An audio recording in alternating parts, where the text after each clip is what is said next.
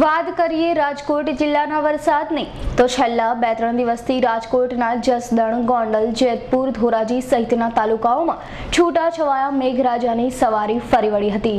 જ્યારે જસદણ પંથકના અમુક ગામોમાં પ્રથમ વાવણી લાયક વરસાદ નોંધાયો, જ્યારે છેલ્લા 2 દિવસથી ગોંડલ, જેતપુર પંથકમાં પડી રહેલા વરસાદને લઈને ગોંડલના વિંજવડ, નાના મોટા સખપુર સહિતના અમુક ગણિયા ગામોમાં પડેલા વાવણી લાયક વરસાદને લઈને ખેડૂતોએ વાવણીના શ્રી ગણેશ કર્યા છે। બીજી બાજુ જેતપુર અને વીરપુર પંથકમાં અમુક ગામોમાં છેલ્લા 2 દિવસથી સતત પડી રહેલા વરસાદને લઈને ખેડૂતોએ વાવણી કાર્ય શરૂ કર્યું છે।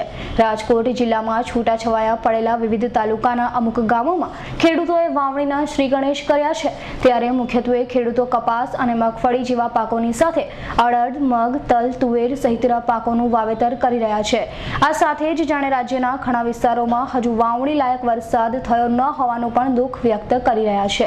અમારા ગામમાં છૂટો છવાયો વરસાદ થયો છે અને મોટે પાયે મગફળી અને કપાસનું વાવેતર થાય છે, તો મગફળી વાવવાનું ચાલુ છે અને અડધા ગામમાં વાવણી નથી થઈ, ઓછો વરસાદ છે ત્યાં, અને મગ અડદ થોડા વાવેતર કરીએ છીએ।